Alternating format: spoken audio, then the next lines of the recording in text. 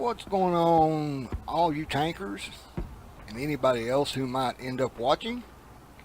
It's your Uncle Fester, and welcome to World of Tanks, a World War II simulation battle game involving nothing but tanks and artillery and tank destroyers. But anyway, this is probably something that hasn't been done in a while. I don't know of anybody that's done it, especially none of the big names. But if you're new to the game, thinking about getting it, and if you do get it, your first tank is going to be a Tier 1 tank. And I have assembled a list of all of the Tier 1 tanks in the game. So we're going to do like a little side-by-side comparison of all of the Tier 1 tanks, give you an idea of what you may or may not want to start out with. Alright, we have the American T1 tank. These are all considered light tanks, mostly. I think the British is actually considered a medium, yeah. And let's see, that's, yeah, everything else is a light tank. Alright, the American T1. You got the German light tractor. You have the Russian MS-1, the British Medium 1, the French FT tank, the Czechoslovakian K-Husinka, the Japanese are Otsu, the Chinese NC-31, and last but not least, the STRV, which is Swedish. It's the STRV FM-21. Alright, first off, we're going to look at firepower. And this is your overall, it's your overall, I guess, average of everything that is offensively considered, like your average damage, average penetration, anything that has to do with your gun and your firepower. So the American Tier 1 tank is listed with a firepower of 10. The best in the list is the German, surprisingly, with their light tractor at 23 points. Following that, you have the British the British Medium 1 with 17 points. After that, you have the Czechoslovakian with 15. Oh, no. Back up. We got the STRV, the Swedish tank, has 19 firepower. Don't ask me what all that means. Like I said, I think it's just like an average, averaging of all of your offensive abilities. Alright, so we look at average damage per shot, what each tank will do. The American will do 30 damage or 30 hit points per shot. The German does 36. Of course, you got the medium British tank doing 50 damage per shot. Now, that doesn't make it the best. That just means it does the most per shot. You've got other factors to look at besides just how much damage it will do, and we'll get into that as we go along. But right, there you go. The British tank doing 50. We have the Czechoslovakian tank doing 40, along with the Swedish tank doing 40. And then next in line would be the German tank doing 36 per shot. And then the rest of them, like the American, the Russian, the French, and the Chinese all doing 30 per shot. And then dragging up the bottom is the lowly Japanese tank doing only 8 damage per shot. Alright, now like I said, you can't go off just damage alone. You have to start weighing in all your factors when you're deciding to take a tank. And we look next at average penetration per tank. And here we see the German tank is leading the way at 40 points or 40 millimeters of penetration per shot. And then after that, you've got the British medium tank doing 38 millimeters penetration. And that's followed up by the Russian tank doing, or the MS-1 Russian tank doing 34. Then you come back out here to the Swedish again doing 33 millimeters of penetration, along with the Czechoslovakian also doing 33. And then you get down to the French, which they are penetrating at 29 millimeters, and the Americans at 28. And again, from the bottom, you have the Japanese scratching in at 23 millimeters of penetration. Alright, your stun, maximum and minimum stun, that's all artillery based. None of these tanks are artillery, so that's all blank. Now, your rate of fire. And who's got the highest rate of fire for their gun? Now, these are all just your basic starting tanks. There's no build up on these. I'll look at that again in just a moment and see how it changes. But your rate of fire, your best rate of fire is the Japanese. Now, mind you, they're only doing 8 points of damage with 23 points of penetration, but compared with everyone else, they're throwing out 117.39 rounds per minute. That's a lot of ammo to be flying around. And then shortly after that, or a great deal after that, the next highest rate of fire appears to be the Germans with 27.21 rounds per minute. And you have the Swedish with 24.07, the American at 24 rounds per minute, along with the Russian and the French and the Chinese all doing 24 rounds per minute. And then it drops off again. You got the Czechoslovakians are throwing out 18.18 rounds per minute, and then dropping down to the British medium doing 13.91 rounds per minute. So as you can see, the rate of fire can make a huge difference. You may only have 23 points of pen, you may only be doing 8 damage, but when you multiply, if you was to hit every one of these 117 rounds into a tank, and you did 8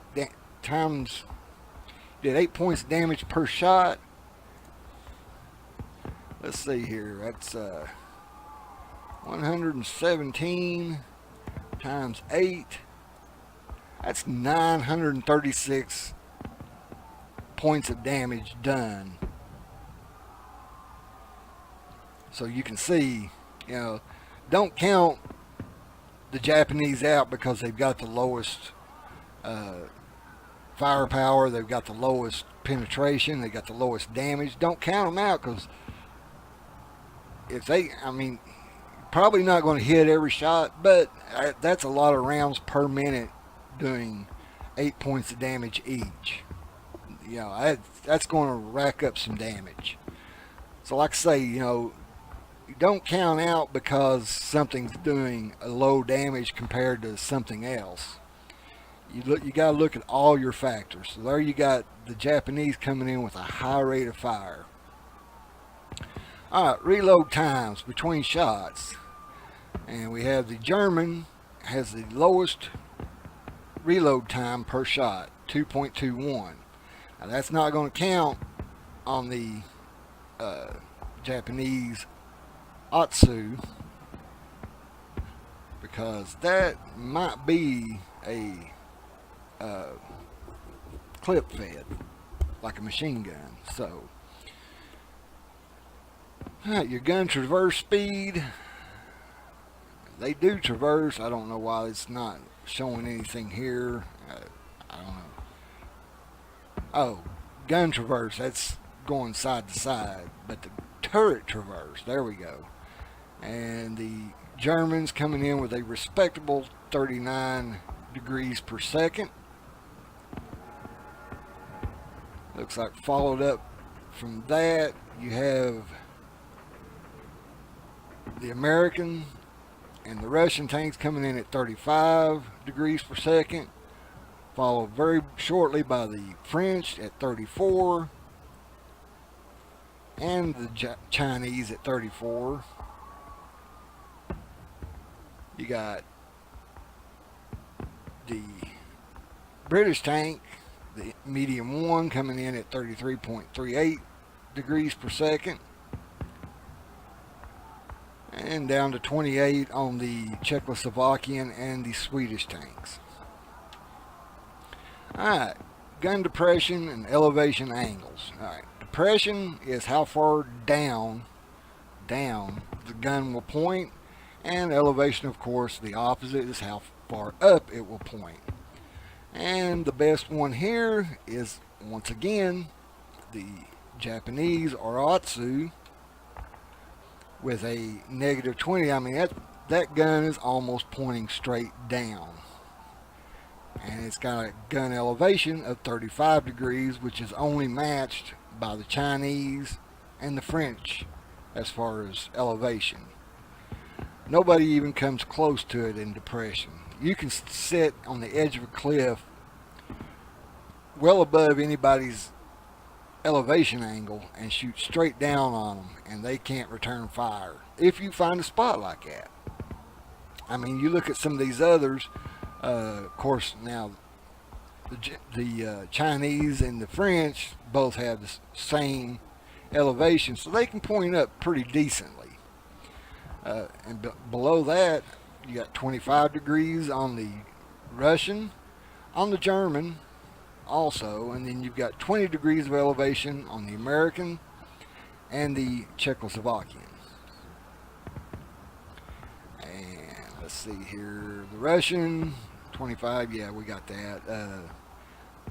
Again, there's the British medium 1 with only 16 degrees of elevation, and followed by that with the worst elevation and the Stritzvon FM21. Alright, now we look at gun traverse, and that's your ability for the gun to go side to side, which that really only works on like TDs or tanks with no turret. Alright, as I was saying earlier, this is the magazine shell, number of shells, time to reload, and the only one that falls to is the Oratsu. Like I said, I think it was a clip-fed magazine, and this right here shows you that. So, takes 5.8 seconds to load the magazine. Takes 0.13 seconds between each shot, and for, I think that would be like a total unload time of your magazine would take 15 seconds to unload that 117 rounds. Alright, then we go down to aim time, and it looks like the German has the best aim time at 1.7, and the next best after that is the Swedish Stritzvon FM21 at 1.9. And looks like after that you've got the French, the Japanese, and the Chinese tanks all coming in at 2-second aim time, which is not bad. And then at 2.1 you have the Czechoslovakian tank. And then at 2.5 you have the Russian and the American tank. And then in last place you have the British medium one doing 2.78, which that could be a moment between life and death.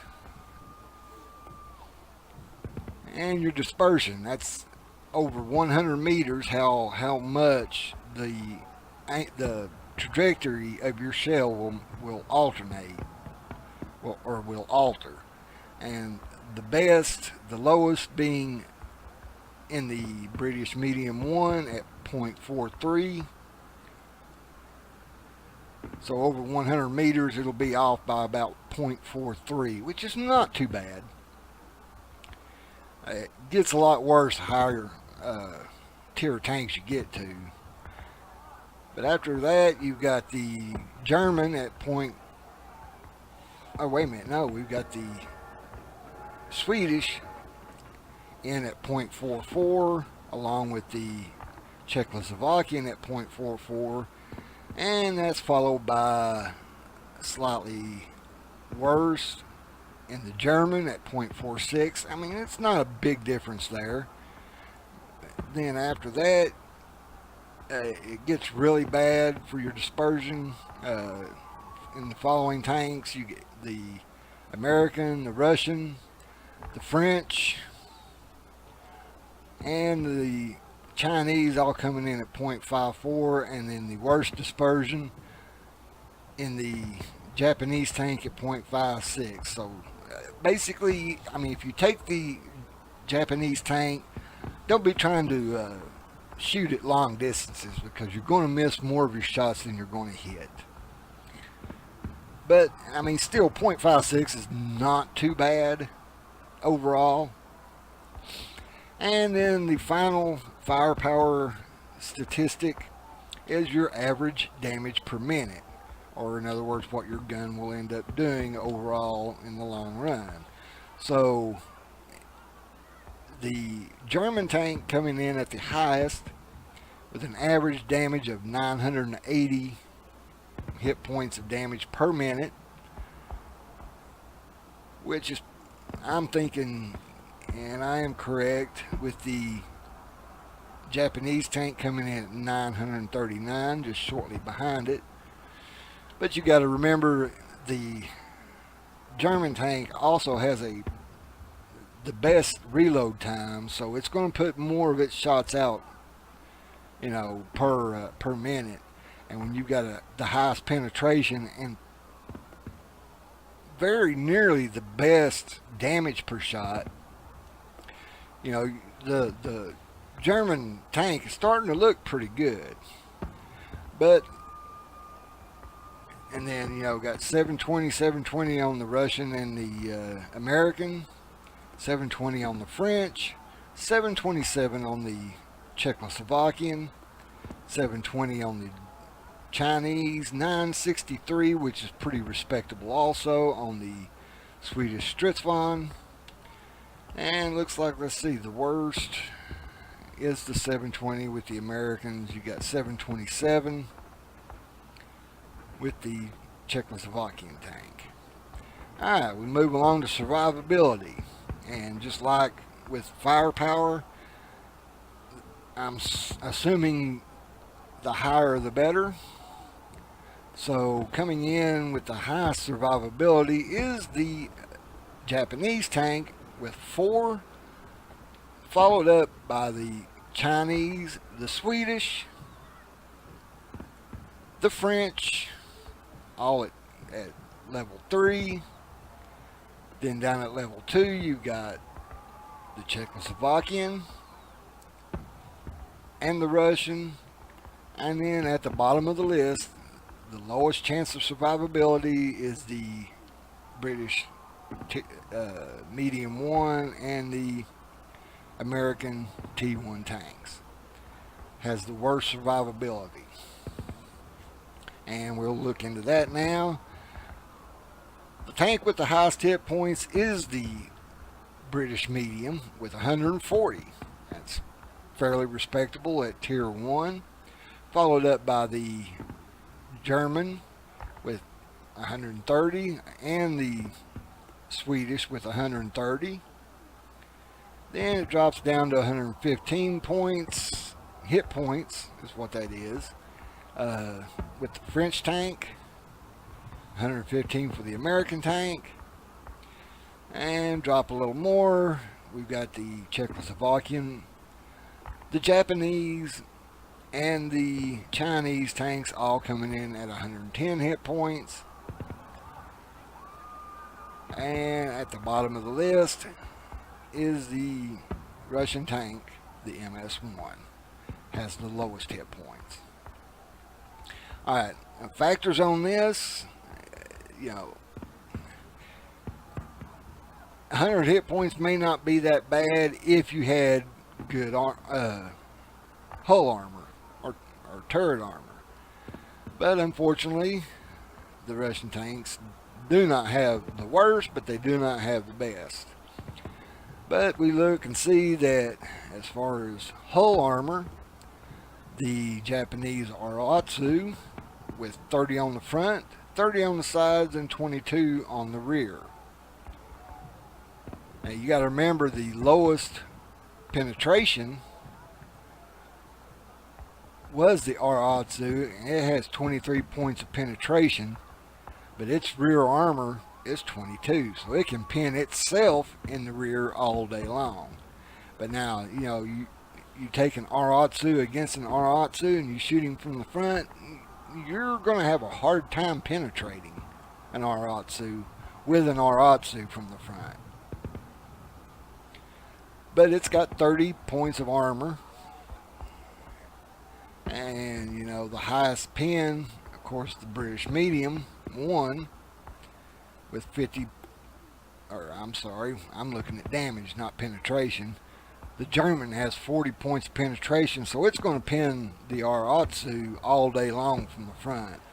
So, it may have the highest survivability. It's got the lowest hit points.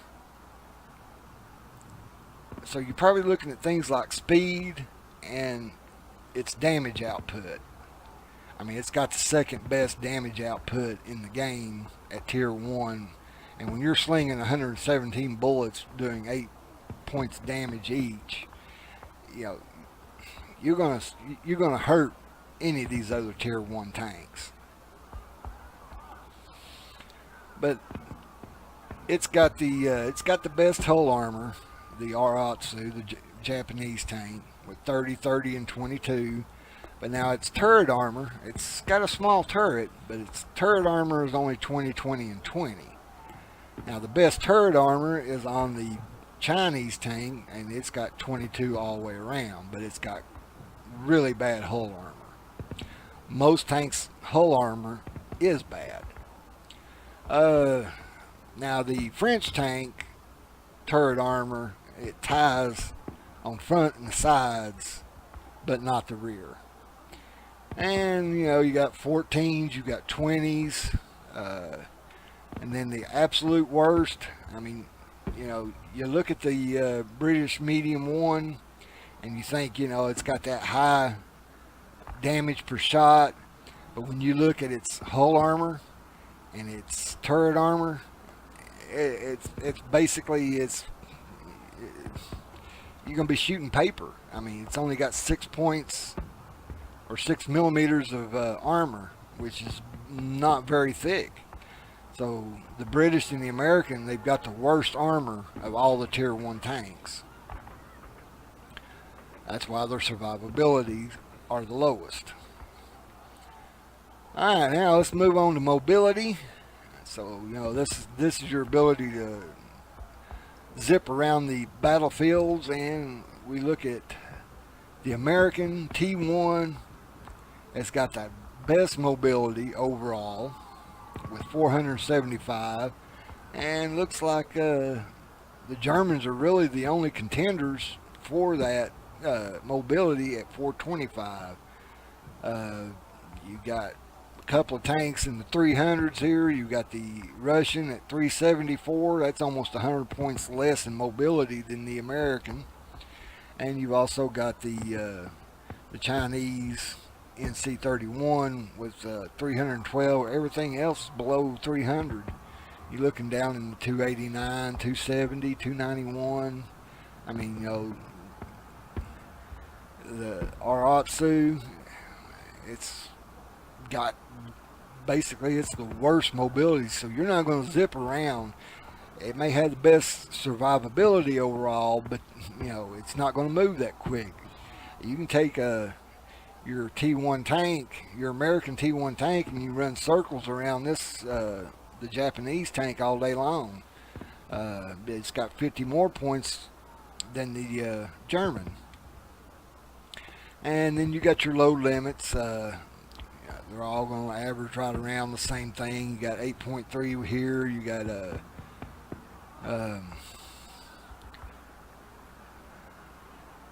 this is your maximum here, and this is what the current setup is the first number. So you got a maximum tonnage of 8.3 for the American. Looks like 13.2 for the British medium is going to be your most carry capacity. And the lowest 8.3. You got 6.8 on the French tank. Even the Aratsu carries more. Yeah, it looks like 6.8, 6.5 on the Russian. So you're not going to be able to carry like a big heavy gun or anything like that on these tanks. Engine power, or your horsepower. There you go. The American tank's got a 132 horsepower engine. Next closest thing to it, there you got an 85. The British medium's got 90. And everything else is sub 80. Well, other than the German. And your specific power, or your horsepower per ton, again, there's your American at 17.38. So I mean, it's a zippy little tank. It may not have the best armor, which was kind of a theory and practice for the American armor in World War II. The Sherman's same way. It didn't have a whole lot of armor, but it was pretty quick on the battlefield. But it's a zippy little tank. You can zip it around the battlefield pretty much a lot better than anybody else. The closest one here being the Russian with 11.56. You got the Chinese at 11.37, and the German at 11.13. Everybody else looks like below 10. So they're all going to be moving slow, but you got to be careful. I mean, just because you're faster, not only can you get away from trouble quicker, you can get into trouble quicker. So keep that in mind. Your top speeds on your tanks. Again, there's your American doing 41 kilometers per hour forward, 10 in reverse. So anybody, you got the German tank doing 36, you got the Russian doing 32. Looks like everybody else is down in the 20s. And going backwards, you got the American tank doing 10, but the Stridsvagn, the Swedish tank, can do 14 kilometers an hour backwards. But overall, your best mobility is the American T1 tank. The tank traverse speed, or how fast you can turn the whole tank. Looks like the German has it with 68.84. You got the Chinese can spin pretty quick, followed up by the French tank spinning around pretty good. I mean, all these times are not bad. That's pretty good turn degrees per second for all of these tanks. A lot of these tanks can turn faster than their gun, almost. Siege mode, that is right now, that is a Swedish specific option on some of the higher tier tanks. So that's not anything that we're going to be concerned with right now. And we'll go down on into concealment, or how well you can hide your tank. And looks like we've got the Russians leading the way at about 271 points.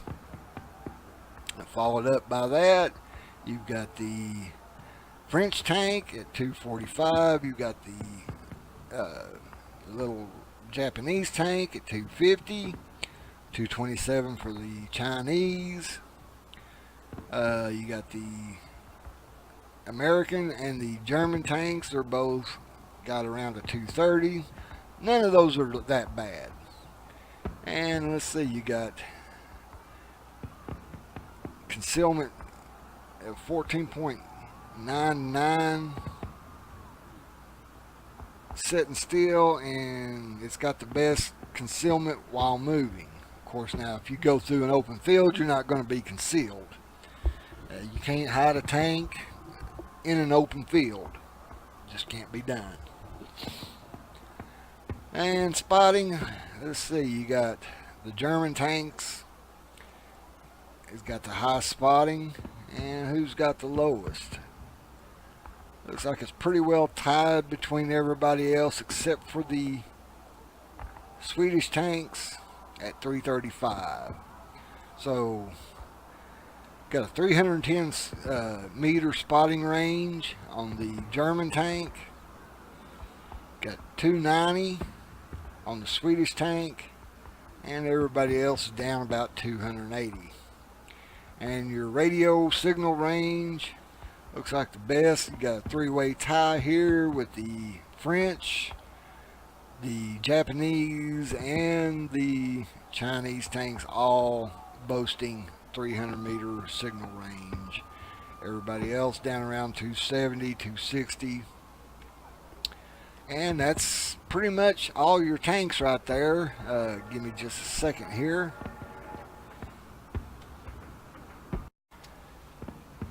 Now I went through and I checked all the equipment that could be altered and changed, and the only things that had the ability to be changed were the guns. So the only thing that was altered here were the guns, and only 2 tanks actually could upgrade to a different gun. Actually would have ended up doing worse as far as damage per minute. The Swedish Stridsvagn and the Japanese Aratsu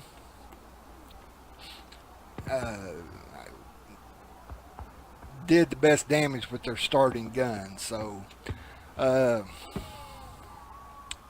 let's see here. Your average damage per shot or the firepower changed on the Russian. Average penetration was improved.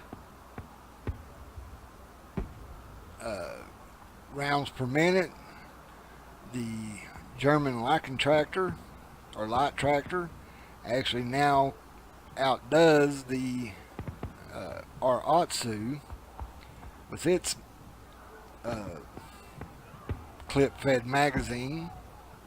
So as you can see, 1, 2, 3 tanks changed from a single shot to an auto-loader type system in the French, the German, and the American.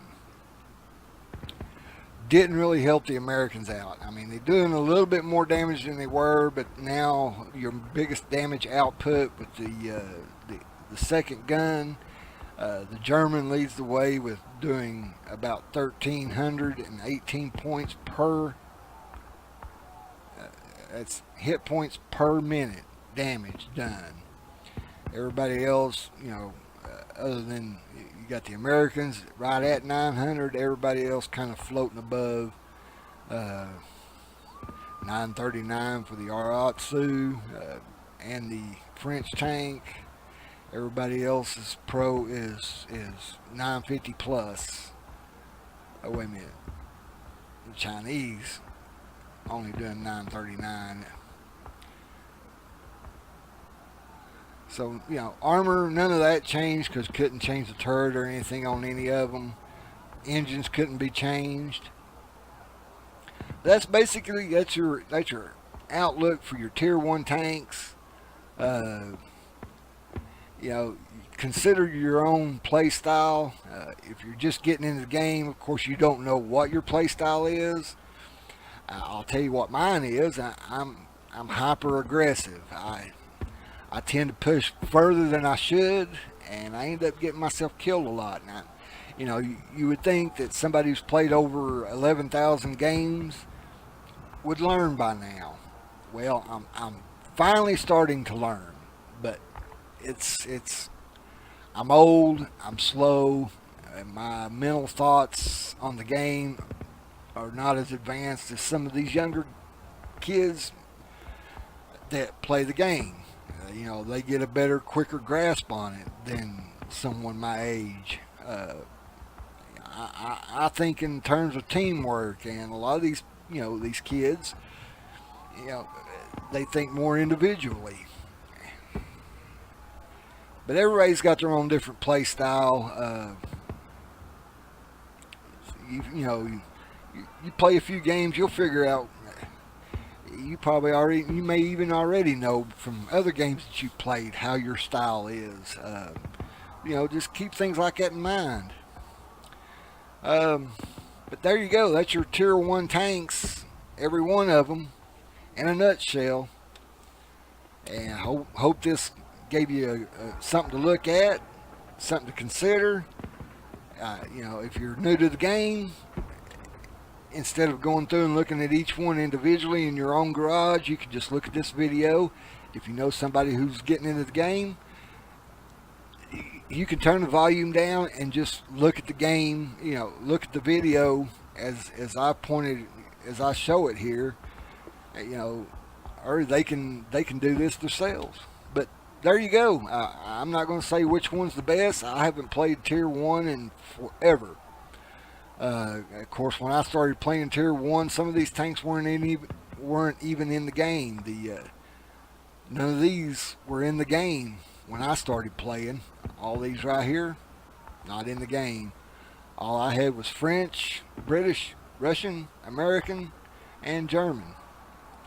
That was the only tank lines that was in the game for me when I started. These have all been added since I started playing. And there's people that's been playing longer than that they remember there was only like 1 or 2, maybe 3 branches.